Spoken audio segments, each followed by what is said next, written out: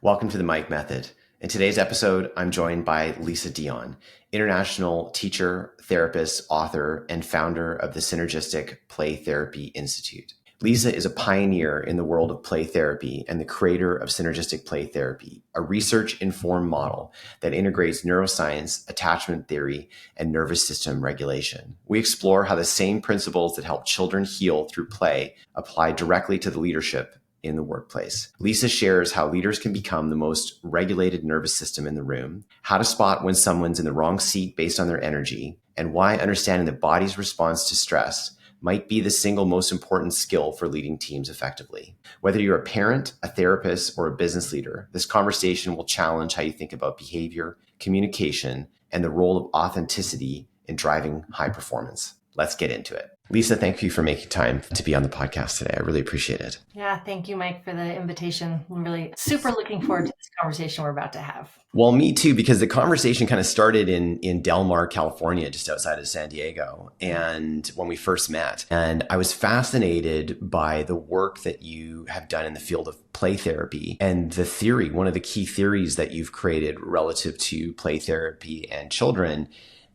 So let's just start there. I don't want to foreshadow too much about where we're going to go. So maybe tell us about the theory first. Yeah. And then we'll take it from there. Okay, awesome. So your listeners may or may not be aware of what play therapy even is. So let's just start there. Great. So if we could imagine we're going to counseling, we are having a conversation with a therapist about X, Y, and Z. So play therapy is essentially that for kids, except instead of talking, we're playing. Right. So a child comes into the therapy room and they recreate what's going on inside of them through the play with the toys. And there's an understanding in the field of play therapy that what a child is not able to say verbally, which we know is a lot, they can say it fluently through their play, and that children are constantly communicating about their inner world through their play. So that's the field of play therapy, right? Using play basically as a counseling mechanism to help kids heal. And I've been in that world since 2001. And along the way in my training,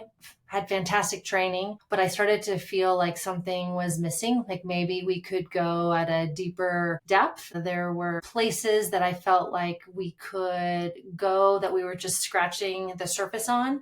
And then one of the biggest ones is that I found myself actually quite exhausted after sessions, which is actually a common experience with therapists. You can imagine, even in the world of adult counseling, you're listening to stories all day long, and it starts to, take a toll. Well, that's true also with kids, is that we feel a lot and we start to feel tired. And this question started to form in my mind: why do I have to sort of go down for the count in order to help a child heal? And so this idea that something is missing, hold on a second, this actually takes a really interesting toll on the body and the psyche of the therapist. How do I start to look at that and think about that differently? So that was like the beginning of then the experiences to come. I can go there if you want, but experiences to come that then ultimately led me to figure out what that was, at least from my perspective. And yes, I put together one of the primary theories that's in the field. It's called Synergetic Play Therapy. And yeah, it's one of the theories.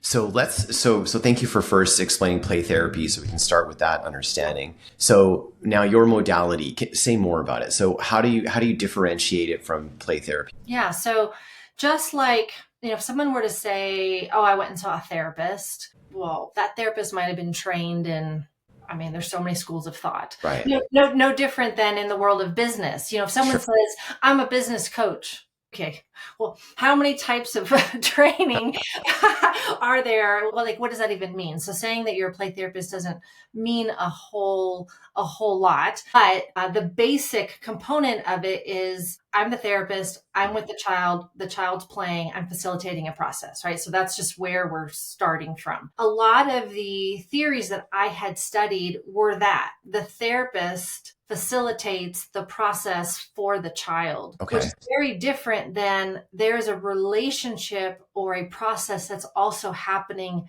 between myself and the child as the play is unfolding, as the healing is occurring. So one of the places that I started to look at was this notion that it's actually physiologically impossible to be completely objective in a process. It's physiologically impossible to not be impacted by the child. It's physiologically impossible for me to sort of be a blank slate over here. Impossible. When we start looking at the brain and neuroscience, I mean, we know that we are deeply impacted by other people. And so in that space, getting curious about all that, I started to look at, well, how does the therapist actually become a greater participant in the process? So in a synergetic play therapy experience, I'm not just interested in what's happening inside the child. I'm equally interested in what's happening inside the therapist. So I want to know what's happening in the child's brain, but also in the therapist's brain. I want to know what's happening in the child's body, but also what's happening in the therapist's body. And then the place that I teach about the most is the place in between, right? So it's the synergy of it all, right? The synergetics. Synergetic, this might even be helpful to understand here too. So the word's actually a physics word, and it means systems in transformation. And I think that's interesting because it doesn't say system and transformation, it says systems. So this notion that the therapist and the child together, they both transform. It's not a one-way street, but the development of the therapist is crucial. I would even say critical in this whole endeavor. So it's not just about theory. It's not just about me analyzing and understanding the child's play. It's not just about me facilitating the process, but it's actually me also being able to use myself. One of my so I have a podcast as well, and I end every podcast by saying, "You're the most important toy in the playroom." This idea of the therapist's ability to read their own cues, work with their own states of activation in real time as the therapy is unfolding is critical. And that part of it, you don't hear so much in other play therapy modalities. So let me hear if I have this right. So when we think about play therapy, overall, we think more towards the counseling and therapy models of neutral observer, not influencing the process, not trying to add anything in, appearing with curiosity, setting the stage, holding the container. That's the model that therapy works within. And so similarly with play therapy. And what I hear you saying, is that close or?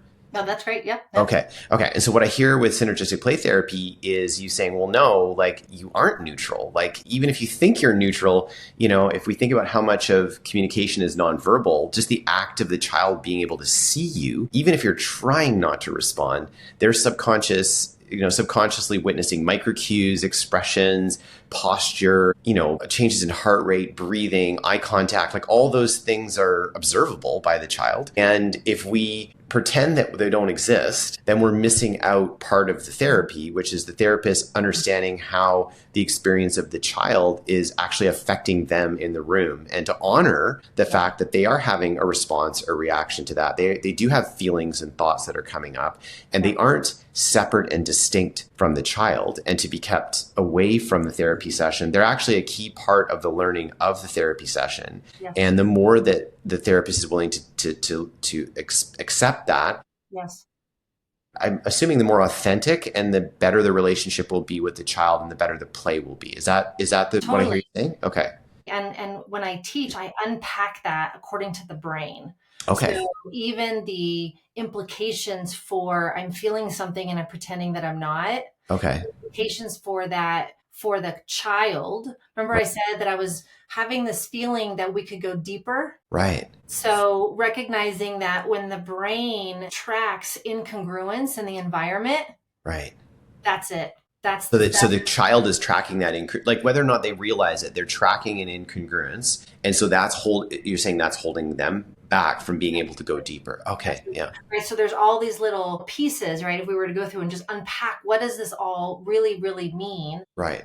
it has impact on the process, and it has impact on how deep a child will go, how fast they will go, the level of trust that they'll have, with the therapist. And so it gets really juicy really fast when you start taking this relational process.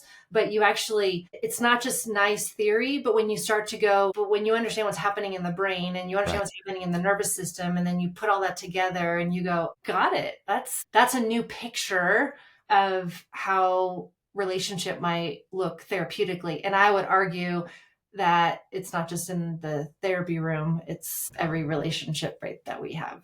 So at some point, so I love that. I'm going to jump onto your segue there. So at some point in this, over the last 24 years, as you've done this research and had these observations and created this modality, did you start thinking, well, wait a second, these tiny humans, this works really well with them, but the other person on the other side of that tiny human is an adult. So what if there were just two adults in the room? What would happen? Yeah. Absolutely. Well, and part of that curiosity, one was that it was, the creation of this came out of my own personal experiences. And so as I started to apply what I was getting curious about, I noticed my relationships changing also outside of the therapy space. So that was one place of curiosity. And then the number one piece of feedback that I get, which is it's a big statement from, I train students all around the world, and they say, my life changed because the way I show up in life is fundamentally different with the embodiment of this information. And because I am different,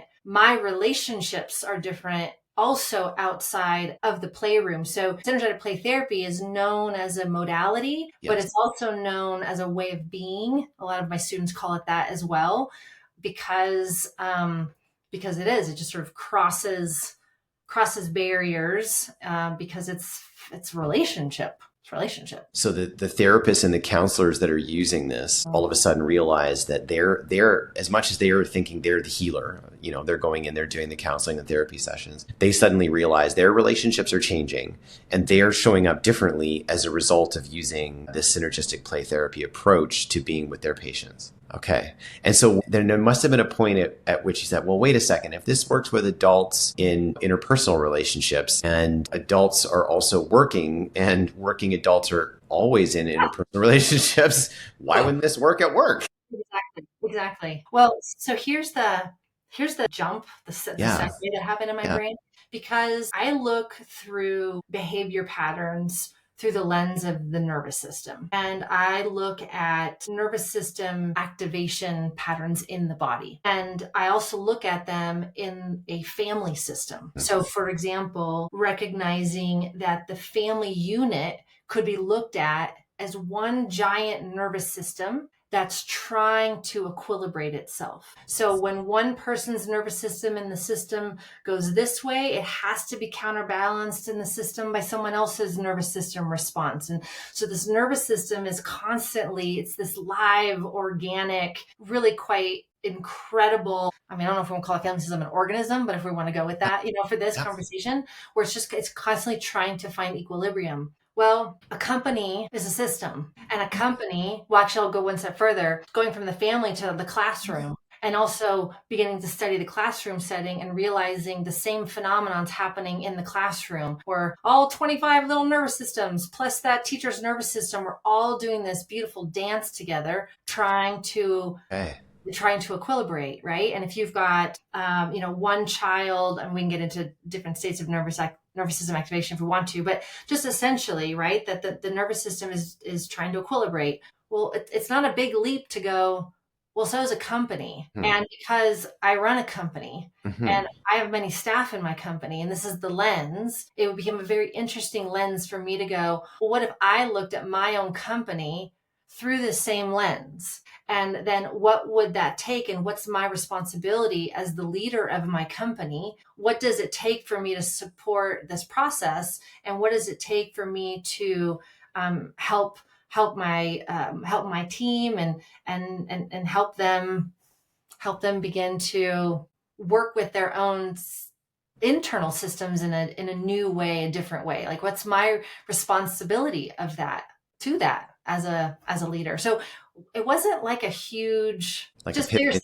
it's just bigger system. And we go to a Yeah. country, we want Right. to go there, right? We go, what's the responsibility of a leader in a country for the to equilibrate the system of the country? And these are big questions. Yeah. And so when you realize this, and I'm sure there was the first time that you decided to kind of test this out in your own company. So tell us how that went. Yes. I mean, part of it is the people in my company. I'll answer this question, but I think it might be more useful for me to talk about going into another company that had zero background in understanding nervous system activation. Sure. Let's go there. Because if you're going to work for my company, you're going to have some level of okay, fair. You already know some of this. Yeah. Right. And so they've been trained. They've been, right. They've okay. Yeah. But yeah, so going into other organizations and helping leaders really make a shift to recognizing that they are what I call the external regulator, which is also the key role that the therapist plays in the therapy process with their client. So if we could imagine in a company that we've got, let's say we've got 20 employees, right? And 20 employees who are all human beings, who are all experiencing different challenges and supports and whatnot as they're going through life. And when they are under stress, their brains and bodies are designed to respond, which means that some of them under stress are going to go into some level of a heightened state of activation. Maybe that's higher levels of anxiety. Maybe that's defensiveness, aggressiveness. Maybe that is more posturing. Maybe that's more, so from a nervous system perspective, we call that sympathetic activation. Maybe we've got individuals that are sort of more in flight mode and they're like, I don't even want to deal with work, right? Get me out of here. But high levels of activation. But we may have other, people in the company that shut down and go a little numb and go depressed and are a little bit more spacey and, all that. And sometimes as leaders, the company that I'm thinking in particular viewed those states of activation as my team's not cooperating, right? My team's not cooperating. So-and-so's being difficult. Right. Right. So-and-so's being difficult. So-and-so's being resistant. So-and-so's lazy, right? These sort of terms, these judgmental terms. And we know that the moment we judge someone, well, now there's a disconnect, right? And if this is about working together as a team, who wants to be part of a team when they feel judged for just, for being, right? And having a response. So this particular leader was very much looking through the behavior mindset of, I like that behavior. I don't like that behavior. I like that employee. I don't like that, that employee. They need to stop. They need to turn it up, which is not an uncommon way of looking at behavior and people, right? That's not an uncommon lens. No. And yet it does sound very polarized, right? It's kind of like you're good, you're bad, Yes. You're loud, you're not, you're introverted, you're extroverted. Like it sort of polarizes and sticks people in a box. Yes. And then I guess my actions, then the problem I guess would be my actions would then be polarized. Well, totally. And I'm going to respond to my perception of whatever is going on with that. Right. So to help this leader shift his understanding to, what if these 20 employees that you have, when they're under stress, what if they're not actually adults? What if? Okay. What if, because when we are under stress, we regress back in the brain, everybody, including the leader. So that was, for the leader to also recognize, hold on a second, you have the same pattern as they do, right? Like we all, human beings, we regress when we're under stress and we go to lower centers of the brain. And when we go to lower centers of the brain, we're not in the parts of our brain that think clearly and logically and do all the things that business owners would love their employees to be doing and knocking things out on a regular basis. And no, that's just not where we are, right? And so that mind shift alone and him learning about the brain and the nervous system, that alone already started to shift the climate of the company, because his lens started to shift to be able to see, this is actually someone that's overwhelmed. This is someone that's scared.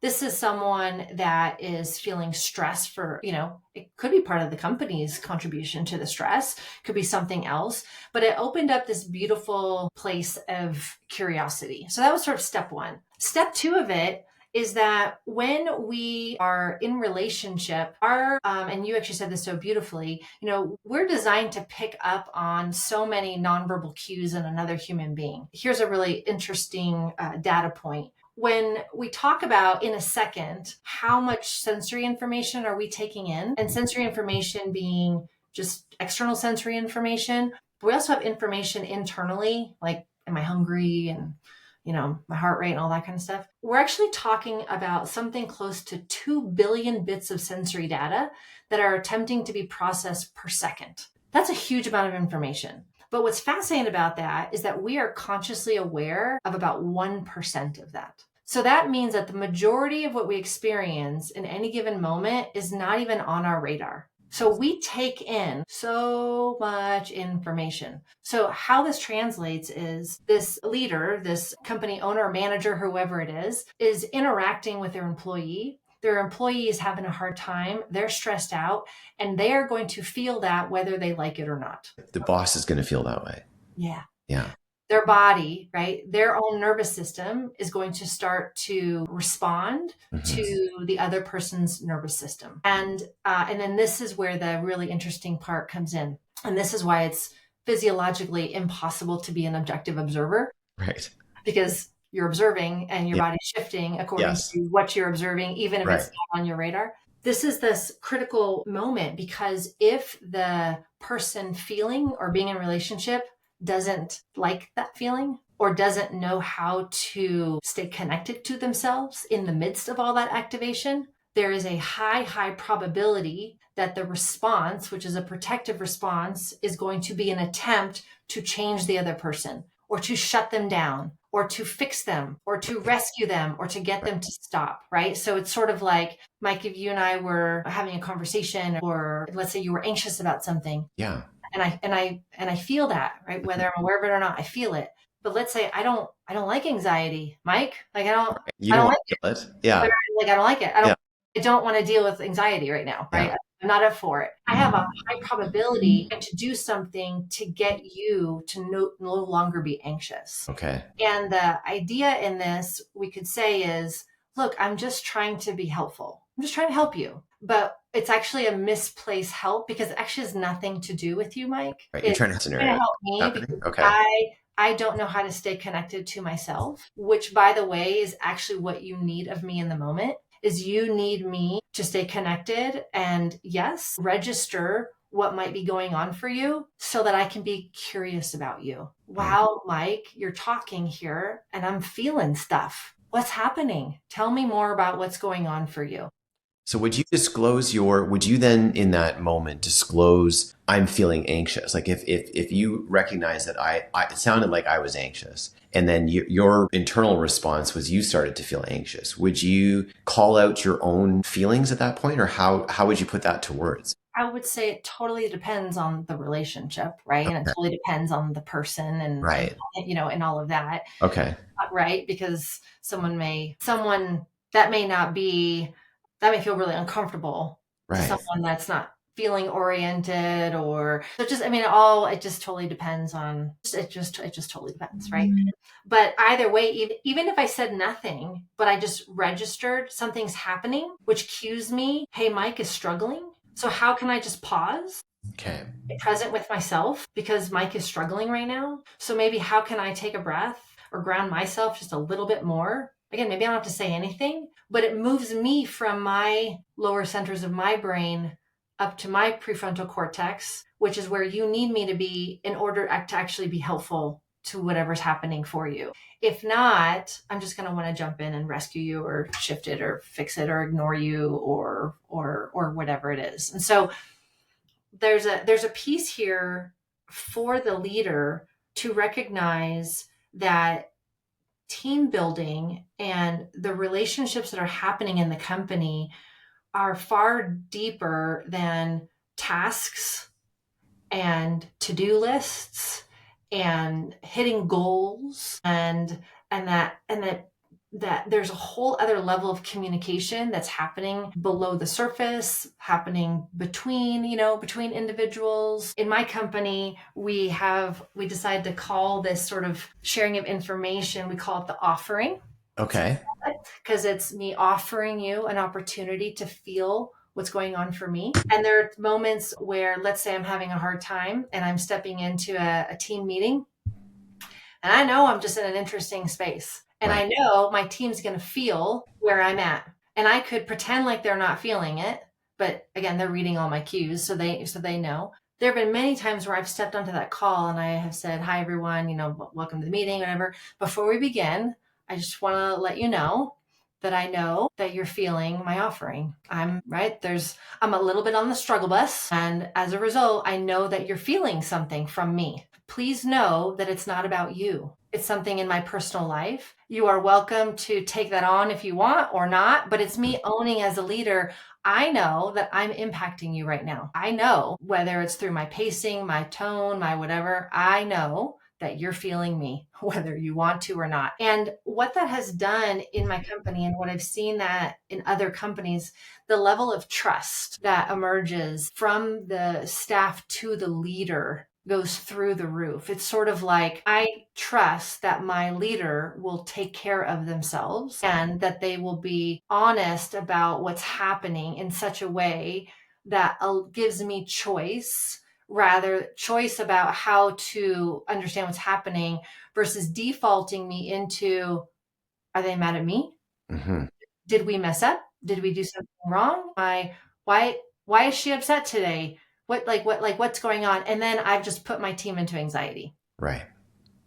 Does that make So sense? absolutely, we use a similar thing. We call it a context check-in, and we do that before the beginning of every meeting, where people actually say what's really truly going on for them before we get started, as a way of just kind of grounding everyone. And it's not for anybody to be fixing anybody or offering support or whatever. It's just more just that people understand that. I love the way you call that an offering, Mhm. and that you're naming that at the beginning of the meeting, so that, as you say, people don't have to make judgments and assumptions up. You've literally just told them what's really going on. And I think, we're story making machines as human beings. And what I love about your offering is it kind of short circuits that story making behavior, which we can't help ourselves. Totally. Totally. I think, back to this piece around like the leader's role in helping the system, stabilize. It is the recognition that there's all this communication that's happening below the surface, and how do we learn how to read and understand that in a different way. And then also then go one step further, recognizing that when my team's in crisis, my team is looking for the most regulated nervous system in the group, and in Right. crisis. So here's the reframe, and we'll make the link with kids. Right, they're having their whatever, they're having their Yeah. behavioral responses, Yeah. right? Rather than, that's a good kid or a bad kid or whatever it is. I mean, let's call it what we call it. They're Yeah, melting down. they're having a meltdown. Yeah. They're having a total meltdown, a total freak out, really, Right. right? They're having a total freak out. Essentially what they're doing in the moment is they're looking around and they're screaming, "Can I borrow someone's nervous system? Oh, yeah. Can I please borrow someone's nervous system? Because I don't know how to anchor into myself right now. Yes. I'm so disconnected from myself. Yeah. I need someone to orient me back inward." And so the same thing is true at the office. Mm-hmm. These behaviors that sometimes we don't understand and then we judge is really an employee who's not 30 or 40 or 50, who actually in the moment is more like 2 or 3 or 5 or 6, or an infant, who's essentially in the moment looking around going, "Can I please borrow someone's nervous system? Mm-hmm. Please, I need a nervous system to anchor in right now." And how cool would that be if the leader recognized that and took it upon themselves to develop this part of themselves, so they could recognize when one of their kids were crying, so to speak, and the leader could step in and go, "Here, you can borrow mine. Like, borrow my nervous system. Like, I got you. Mm-hmm. I got you." It's really like, and we can even go into, it's like, another layer of like parenting, Mm-hmm. right? So it's what the therapist is doing in the room. It's parenting dynamics at a really beautiful level, but we just don't really make the leap that leadership in a company is also that, right? There's a hierarchy. There's a dynamic of somebody is leading others. So what truly is the responsibility of that individual? And I like to look at it from the lens of principles from synergetic play therapy. And I found it incredibly helpful for other business leaders. What I find fascinating is that you and I have been on our paths for about the same amount of time relative to the work and research and the things we're passionate about. And the work that you're describing, I see the nervous system piece of it. I've seen in one-on-ones. I've seen it in coaching conversations. I've seen it in team dynamics. I've seen it in strategic planning conversations. I've seen it in team development sessions. Like everything you've said, I'm reflecting back on, I've personally experienced as a leader, and then I've watched it happen for other leaders that I've been present for. So I think, you've absolutely nailed it. The work that you were doing was coming to this point where it needed to be brought into the business world because it's there. It's like it's happening. So, right, we can't escape it. And I love it because what you just said was the aha I had in the therapy world. It's like, why are we pretending that this is the landscape? It's the landscape. Absolutely. It's the landscape. So let's learn how to play in that landscape and learn what that's all about. Totally. Well, the thing that hits me too, Lisa, is like I think about how do children make decisions in a dysregulated state, right? Like I've seen that. I have a young daughter. I know her friends quite well, and I've seen what happens when they make decisions from a dysregulated state for their nervous system. And the same is true in adults. I've seen leaders and individuals in companies get into, whether it's fight or flight, some type of dysregulated place for their nervous system, and they're triggered and their reactive responses are not their reactivity is not the response that they would choose had their nervous system been calm, or sometimes had they literally just slept on it overnight and made the decision the next morning. And I think a lot of people are like, oh, when you sleep on it, then you get the epiphany about what the right decision is. And I actually think what I've learned from you today is when you sleep on it, you've had time for your nervous system to actually regulate itself. And you're not in an amygdala hijack situation. So you can be in your prefrontal cortex and actually make a better decision. Is that what you're saying? Like, okay. Yeah, totally. Well, and so I know you've seen this. I know our listeners have seen this, and we've all been this person too, where we're feeling stuff. Yeah. We're activated. Right. Don't know what to do with it. We just want it to stop. So we start doing things and saying things to try to get it to stop, thinking that we're just trying to be helpful, but that's not really what it's about. And then an observer looking in, if they were looking through this context, they'd go, oh, that's like a room full of 5-year-olds now, including the leader. So the leader's now 5. Yeah. Right? The employee was 5. Yeah. Now I got a leader that's 5. Right. We've got 2 5-year-olds who are both on the struggle bus, who are somehow trying to navigate a adult situation. Yeah. And neither one of them can. Yeah. And then it just becomes a game of offering back and forth to each other what it feels like. Well, and I think it's like it provides everybody some grace too, because I think, the recognition that our nervous system has been dysregulated, it wasn't a choice I made. Like this is a triggering reaction that's occurred for me. It's happening inside my body. But to be able to name it and tame it, to be able to say like, this is what's going on for me right now. And that to in a lot of cases, whoever the leader is, when they show that level of authenticity and vulnerability, it opens up the space, right, for psychological safety, or a little bit more psychological safety for others in the room to be able to claim, their own space and say, well, this is how I'm feeling. Yeah. I've got a question for you. I got to ask this. So, okay. So I feel like we did in this last bit of this conversation, we really covered synergistic therapy and how that moves into the business world. And there's a word missing. And I'm wondering how we bring that word back into in the business context. How do we bring the play back into this? So let's think about the full context now of synergistic play therapy. How do we translate the play into the business environment to accomplish the things that we've just been talking about to help us to get more grounded? Like, what's that look like? Yeah, totally. So, I mean, some companies will literally just take that literally. Okay. Literally bring play into, bring, whether it's outings together or, there's like Lego work that's done in companies now, like team building through Legos and literal play. So I think we could go that big, but I think it's also just a recognition that play for people as adults is really when they just get to do something that they love. It doesn't have to look like, wee, wee, from that kind of a level of play, but someone who genuinely loves to put a presentation together, that actually feels like play. Right. Someone who loves to, I don't know, work on marketing, like it feels like play. And so I think another part of leadership with all of this and the brain and the play is I think that we can do a better job as leaders, really making sure that the people on our team are genuinely doing what they love.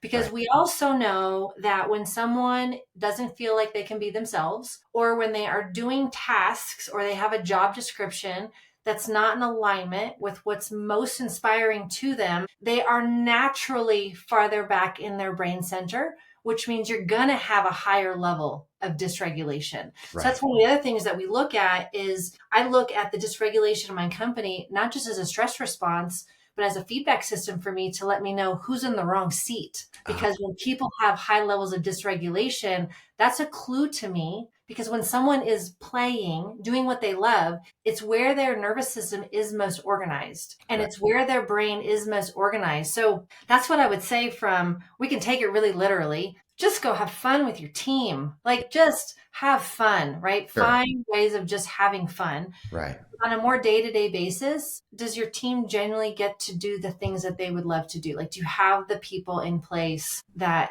can't wait to get to work because they just love their tasks at work or they love their projects at work? And if not, well, just know you're going to have a higher probability of more dysregulation, and that's going to lead to then other team members having to balance that out, and then the system's off trying to do its thing to equilibrate itself. One of the things you said at the beginning of this conversation was that therapists sort of accepted the fact that as part of their work, they would feel depleted in their energy as a result of doing the work. And, fascinating, there was a lot of work done by Marcus Buckingham, and a book called Strength Finders was created. And one of his principles that they came up with is that when you're good at something and it adds energy to your life, it's a strength. Now, when you're bad at something, it's probably going to take energy away from your life, so it's a weakness. There's another weakness, though, and that is where you're good at something, but it takes energy away from your life. And so people rely on us for that thing, and they think, well, Lisa's really strong at that, so I'm going to go to Lisa. But your experience of it is it's reducing and taking energy away. It doesn't feel like play, and it doesn't feel fun to you, and yet people count on you for it. That's a hard place for a leader to be, or any adult to be. Yeah. Well, I think we can be good at things that we're not inspired by. Right. Yeah. But I think sometimes because we want to feel good about ourselves and we like the pat on the back and people perceive us as great in that area, we almost try to be someone that we're not. Yeah. Right? We play a role almost. We try to play a role, right? We try to do more of the thing that we're good at, that we know we get the approval for, because that's where we get the pat on the back and that's where we get accepted, because it feels too scary to say, I know I'm good at that thing, but what I'd really love to be doing is this, because maybe that's not what's expected of me, or maybe that's a different image that I've portrayed. And I think there's a lot of inner conflict that can happen there. That is part of what I look at with therapists. There are therapists that are asked to do therapy, for example, in contexts or in ways that aren't really in line with who they are. Right. So, like, for example, someone may love doing therapy with kids. Yeah. They're really an outdoors person. They're an outdoors person. And the idea of having to sit in an office with four walls all day long, they love the work, but the atmosphere is just draining them. And so it's like, how does that therapist then get permission to have a practice where the therapy happens outside? Because that's more in line with who they are. So I think all of that's part of it. I love that you've brought the physical environment into this conversation. That's a great example of someone who loves what they're doing, but not in the environment that they're doing it in. And so that would be very confusing. I would find that confusing, because you think, well, no, I love this thing, but why do I feel so depleted from it? And I don't think the first place I would go to is, well, maybe I need to change the environment in which I do the identical activity, and yet then all of a sudden I would feel the energy there. So I'm curious, like, for listeners that are listening to this, like, what would your advice be to them? If they're sitting here listening to this and they're like, yeah, I recognize that in my space, in the place that I am in work right now, There's things I love to do. There's things I struggle with. There's things that add energy like, how do you audit this? Like, what would your advice be to somebody listening to this to be able to like, what advice would you give to them to try to figure this out? Yeah. There's so many different places we could go with that, but just Yeah. to stay on the focus of what we've been talking about is watch your autonomic nervous system in action. Okay. Because when it'll give you clues, right? Right. So, and not just at work, but just like in your life, it's sort of like mindfully being more aware of, when does my nervous system get more dysregulated? Where do I have higher levels of tension, stress, anxiety, or the other one, which is just full on avoidance? And I get really sleepy and really tired really, really quickly, because that's a big one that happens with adults when they're doing something that's not really inspiring. But it's like, watch when that happens, because it'll probably ebb and flow in different areas at different times. And then start to get curious about, what do those places have in common? What was it about that didn't feel inspired? It's sort of like, go do some digging, allow your sort of like, get out of your head, get into your body, and let your body tell you your truth. Because we can tell ourselves, like you said, we're storytellers. We can tell ourselves stories all day long about what we think is us and what we think is true for us and what we think is happening, but our body's not going to lie. So watch the autonomics, watch the feedback, watch where the moments when we get energy. That's actually a really big clue, right? Watch the moments where we get energy, where we feel more inspired, where we're finding that we have sort of a greater sense of accountability around it. We're more on time about it. We're more responsible about it, because when something's interesting, we generally want to do it. When something's not, we genuinely don't. And again, it's just watching. And then if you're a leader, get curious about that in your employees also. I just let someone go, gosh, about 5 weeks ago. Loveliest person, wanted her on my team. And the watching her do her tasks, I just noticed there'd be a little bit of a lag, right? There's a little bit of a lag. I noticed her at work. She seemed a little bit more sort of like, her energy was just like a little bit lower, seemed a little bit more. And then it was like, hold on, what's happening? And that resulted in conversation of, look, I'm feeling your nervous system and I'm watching your nervous system. Something's out of alignment. What is it? What's out of alignment for you? And she was able to share what her dream job is. And I had to say, I don't have that for you here. Right. And I care enough about you to say, I'm going to support you in a transition for you to go find something that feels deeply meaningful for you, because you need it, your brain needs it, your nervous system needs it, your kid and your family need it. Even though that meant that it was going to be challenging for me for a bit of time, because I was going to find a replacement and all that. But I love my employees enough that I want them to be able to be themselves. And if she can't fully be herself in my company because it's just not quite a match, then the most gracious thing that I can do is say, I'm going to hug you as you walk out the door. Right. I let your body tell you the truth. Let your body tell you the truth. That's incredibly powerful. Lisa, thank you so much for making time to be on the podcast today. I really appreciate you being here. I remember our first conversation in Del Mar in California. And when we finished talking, I'm like, oh yeah, we got to record this. And we did. So thank you. Thank you so much for the invitation.